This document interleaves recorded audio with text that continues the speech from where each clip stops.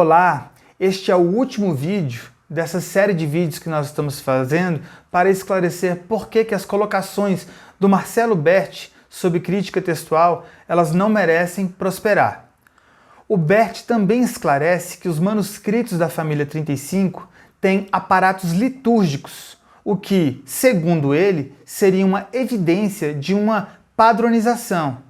Mas ele não esclareceu como esse sistema litúrgico evidencia a padronização. Para esclarecer o erro, então, dessa colocação, nós teríamos de imaginar como que ele supõe que a padronização teria ocorrido, o que nos parece totalmente indevido, pois seria a suposição da suposição. Van Soden não explicou como que o sistema litúrgico traz a padronização. Ele apenas descreveu que há sistemas litúrgicos nos manuscritos da família 35. Mas como o próprio Bert reconhece, o Van Soden está totalmente superado. É muito estranho ouvir o nome de Soden do Bert como argumento de autoridade quanto à existência de recensão. Soa como o uso conveniente de Van Soden, o que demandaria do Bert esclarecimentos adicionais. Então, nós apenas esclarecemos que esses aparatos litúrgicos que constam nos manuscritos da família 35 foi obviamente preparado para ser usado em leituras públicas, para ser lido em voz alta para uma plateia. Isso era prática comum na igreja primitiva. Portanto, retoma ao primeiro século. Assim, não vemos relação entre o sistema litúrgico e padronização do texto em séculos posteriores. Então, quando eles nos informarem como esse sistema poderia resultar nessa suposta padronização, nós poderemos tecer nossas considerações. Feito esse esclarecimento, entender que o texto do primeiro século era o da família 35, um texto monolítico, pouquíssimas divisões no Novo Testamento todo, um excelente texto, o maior grupo de manuscritos do Novo Testamento, com vasta distribuição geográfica, com atestação de palavras, de variantes, de forma salpicada, sem padrão em manuscritos antigos, somado ao pressuposto de que Deus inspirou, Deus também preservou o seu texto inspirado. É considerado uma suposição absurda, criação de evidências. Mas achar que qualquer manuscrito é bom porque é antigo, que é muito importante porque é antigo, que tem pedigree comprovado porque é antigo, que o manuscrito é pesado porque é antigo, que o manuscrito deve ser preferido porque é antigo. Aí pode! Veja, portanto, que os argumentos usados são simplesmente maneiras de dizer a mesma coisa, que o manuscrito é antigo. Raciocínio circular, tautológico. Esse é o selo de qualidade. Mesmo o manuscrito tendo um texto cheio de variantes e problemas de diversas índoles, ser antigo para eles é bom. Isso não é pressuposto? Esses adjetivos, esses pressupostos não são usados de forma a criar evidência? Qual texto deve ser preferido? Mas por que eles associam algo antigo a algo bom? Por que fazem essa analogia da água de um rio e sua fonte? A água do rio é mais pura perto da nascente, perto da fonte. Logo, um manuscrito com a datação mais próxima da fonte, mais perto da nascente, mais perto dos autógrafos, mais puro seria o manuscrito, menos contaminado seria o manuscrito. Mas isso não é suposição? Não é pressuposição? Não é criar adjetivos, qualificações convenientes para as evidências segundo os próprios interesses? Não há quem contamine, quem jogue poluentes na água da nascente desse rio? Não houve quem tentasse corromper o texto no primeiro século? Veja o título do segundo vídeo do Dois Dedos de Teologia: as diferenças nos originais da Bíblia. Até no que é original tem diferença? Como é isso? Ou seja, muda-se até o significado, o campo semântico do que é, ou melhor, do que seria original, para tentar escamotear o quadro caótico que a evidência dos manuscritos que o mundo da erudição chamou de ótimo apresenta.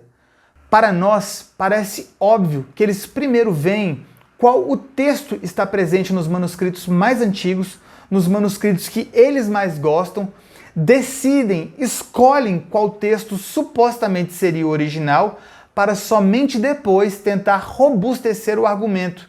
Tentam deixar o argumento mais sólido com o que eles chamam de evidências, que seriam as internas e as externas. Tentam arrumar versões antigas, pais da igreja, para dar peso, pedigree, tudo para sustentar o pressuposto inicial de que aquele texto, por estar naqueles manuscritos, é o melhor, só porque tem datação perto da fonte. Acho que agora quem me ouve já está apto para virar a mesa, já está apto para defender que o exato texto original do Novo Testamento foi preservado e nós sabemos qual é. Se eles então falarem que não há manuscritos perfeitos, podem pedir para eles mostrarem as variantes dos manuscritos relativos aos livros que nós afirmamos que são perfeitos. Se eles tentarem teorizar, criar situações hipotéticas que, na visão dele, poderia tirar, sob o ponto de vista teórico, a perfeição dos manuscritos, pergunte a eles em qual manuscritos dos que nós afirmamos serem perfeitos que a teoria deles se aplica. Ou seja, pergunte onde erramos, por meio da empiria, no mundo dos fatos, do cotejo, da comparação entre os manuscritos. Qual manuscritos que apontamos como perfeito tem algum problema que retire a perfeição? Não caia em raciocínios teóricos que tentam desviar os fatos. Se eles falarem que no Egito falava grego, pois há colonização grega, você pode pedir esclarecimentos do porquê que os papiros que os seguidores do texto crítico consideram mais relevantes, que é o P66 e o P75, foram escritos letra por letra e sílaba por sílaba, e que o P66 conseguiu ter uma média de 2 erros por verso. Se eles falarem que nossas pressuposições criam as evidências de que o texto da família 35 era o texto majoritário no primeiro século, explique a ele que a nossa pressuposição que cria essa evidência é que Deus preservaria a sua palavra inspirada de forma intacta. Você pode virar a mesa e perguntar se eles não creem nisso, não creem que Deus preservaria a palavra que ele inspirou, já que não há outro grupo de manuscritos que exista preservação intacta. Mas se eles não creem, voltemos ao problema dos pressupostos.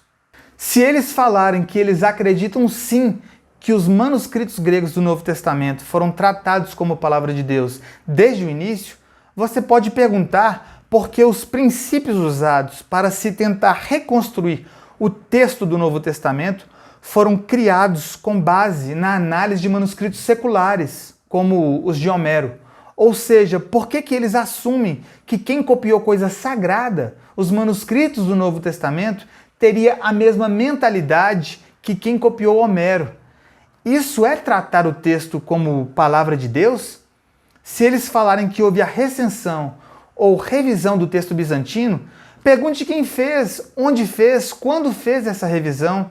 Se falarem que o texto é controlado, de scriptorium, pergunte a eles quem controlou.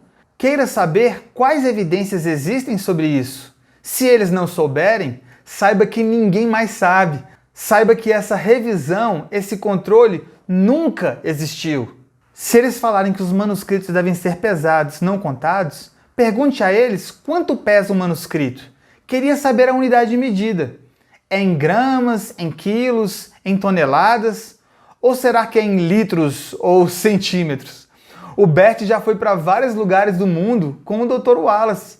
Pergunte ao Bert onde fica a balança que os editores do texto crítico usam para pesar os manuscritos. E como eles já pesaram muito os manuscritos para editar o texto grego, pergunte a ele quanto que pesa o Códex Vaticano ou o Códex Sinaítico. Esses códices juntos, os dois juntos, derrubaram 1.700 manuscritos no final de Marcos. Mas a curiosidade é quantos mais manuscritos teríamos de encontrar para ganhar essa disputa de peso? Como que eu sei que encontrei um manuscrito gordinho? Se eles falarem a Bíblia é o livro no mundo com mais evidência manuscritológica que atesta a sua fidedignidade, você pode perguntar, já que isso é verdade, então por que vocês desprezam mais de 95% dessa evidência dos manuscritos para ficar com um restolho do Egito? E há lugares, como no final de Marcos, em que eles chegam a desprezar 99,9% dos manuscritos. Que vantagem teria tantos manuscritos evidenciando a fidedignidade da Bíblia, se quase todos eles são frutos de uma recensão, são manipulados, têm um texto controlado? Se o que eles usam de fato é apenas algo entre 1 e 2%, se eles falarem que gostam da meia dúzia de manuscritos porque tem pedigree comprovado, peso, são importantes, pergunte a eles qual o critério que eles usaram para dar esses adjetivos, qual o critério para comprovar pedigree e como explicar a aberrante, absurda quantidade de variantes nessa meia dúzia de manuscritos que eles acham tão bons e importantes. Já mostramos o selo de qualidade, já que esses adjetivos são tautológicos, circulares.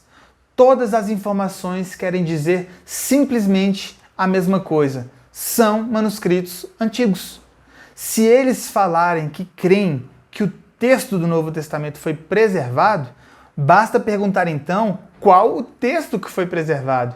Se eles te derem Nestlé Aland 28, ou a 5ª edição revisada da Sociedade Bíblica Unida, basta perguntar se os textos entre colchetes são inspirados, já que nem quem editou o texto sabe responder. Se você perguntar, então, quando que o texto original do Novo Testamento se perdeu, aí vocês vão dar um problema para eles, pois eles acham que isso aconteceu logo no início. E os manuscritos que eles acham melhores, os mais pesados, os mais importantes, são posteriores, têm uma datação posterior ao dano, são posteriores às contaminações, são posteriores à data da perda do texto original. Então, que garantia temos de que esses manuscritos mais antigos que temos já não estão cheios de contaminação, não foram atingidos pelo dano ocorrido no primeiro século? Aí você junta tudo isso num balaio só e pergunta: como que vocês ainda defendem esses manuscritos do Egito? Vou especular uma resposta, mas que dificilmente será dita. É que nossa atenção sempre foi dada para os mesmos manuscritos, que nós aprendemos que eram os melhores. Então nunca analisamos detidamente as outras famílias, como a família 35. Sempre seguimos a maré da academia, chamando esse grupo de controlado, embora nunca tenhamos nos preocupado em saber quem controlou. Moral da história: para eles, a reconstrução do texto original é algo sem esperança. Será sempre um eu acho, provavelmente, possivelmente, até que se mude os editores do texto, as pessoas responsáveis por escolher a palavra inspirada. Aí os mesmos eu acho, provavelmente, vão caminhar em direção para outra variante. Mas fica feio alterar o texto só porque mudou os editores.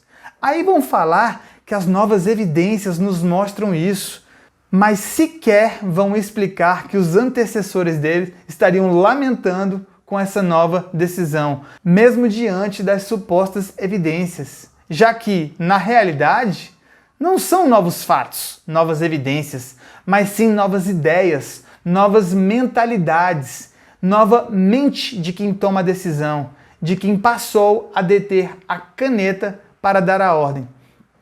Feito esses esclarecimentos, e imagino ter abordado todos os pontos levantados pelo Bert, deixo como considerações finais que muito tempo se passou desde que eu fiz o primeiro vídeo e as minhas impressões sobre o Bert não mudaram. Apesar de discordar dele na crítica textual, apesar de termos divergências intransponíveis na crítica textual, ele me transmitiu seriedade no portar, respeito no diálogo, muito conhecimento no assunto e me fez crescer bastante no tema, além de estar disponíveis para questões pessoais. Portanto, eu considero o Bert Um amigável e respeitável pastor. Tenha o meu muito obrigado, Bert. Eventuais mensagens públicas mais ásperas encontradas nos diálogos de YouTube são apenas formas retóricas de expressar para trazer didática a quem lê. E isso não é ecoado nos nossos diálogos privados. No privado, há respeito mútuo. O Bert é muito gentil e nossos diálogos privados são amistosos. Deixo agora para vocês a análise dos vídeos do Dois Dedos de Teologia, a live do Bert com o Paulo On, a oficina do Dr. Wallace pela Charles Spurgeon e outros vídeos que eventualmente surjam na internet. Deixo vocês analisarem se as perguntas que levantei são satisfatoriamente respondidas. Vamos ver se haverá o esclarecimento das pressuposições, se Deus preservou o texto, ele inspirou, se a preservação foi intacta, quando que o texto original do Novo Testamento teria se perdido? Perdido no sentido de que ninguém sabe mais com certeza o que estava no original. Se haverá resposta pelo menos às 5 perguntas que formulamos nessa série de vídeos, ou se haverá o esclarecimento sobre a triste metodologia utilizada pelo texto crítico de, por exemplo, que a escolha da contradição como variante inspirada da Bíblia será sempre a leitura mais difícil. E a leitura que retira a harmonia do texto, a que desfaz a harmonia do texto, que deve ser preferida na opinião deles. É muito importante ressaltar que, por pior que seja o texto base ou a tradução da Bíblia, é melhor lê-la a não ler. Vamos finalizar esse vídeo com algumas boas notícias. O trabalho do Dr. Pickering em torno da família 35 está sendo utilizado ao redor do mundo. Ele tem conhecimento direto de pessoas usando na Austrália, Malásia, Japão, China, Rússia, Itália, Alemanha, Inglaterra, em várias províncias do Canadá, em muitos estados dos Estados Unidos, em Honduras, na Colômbia, além de vários lugares no Brasil. Certamente também está sendo usado em outros países. Portanto, dizer que a família 35 é um fenômeno nacional é um linguajar típico de quem está na caixinha, conversando apenas com pessoas que estão nas 4 paredes da academia, em um nicho específico. Mas mesmo a academia tem limitações. O maior centro de pesquisa de crítica textual do mundo, em Münster, na Alemanha, que produz os trabalhos que embasam o texto crítico, não ignora o trabalho do Pickering. Isso mesmo, na publicação do Text and TextRead, do livro do Apocalipse, na página 101, eles citam nominalmente o Dr. Pickering. Com isso, enfatizamos que o trabalho do Dr. Pickering é conhecido no maior centro de pesquisa do mundo. Ademais, eu mesmo fiz live em inglês com o irmão que traduziu todo o texto da família 35 para o espanhol. E ele está fazendo vídeos no YouTube em espanhol. Portanto, já há traduções do texto grego em português, inglês e espanhol disponíveis gratuitamente no site do Dr. Pickering, além de vídeos no YouTube em português, inglês e espanhol sobre a família 35. O trabalho do Dr. Pickering está sendo utilizado por dúzias de PhD, muitos mestres em teologia, professores de grego, pastores e etc. O desconhecimento das pessoas não altera os fatos. Lembramos que temos vários vídeos aqui no canal sobre o assunto.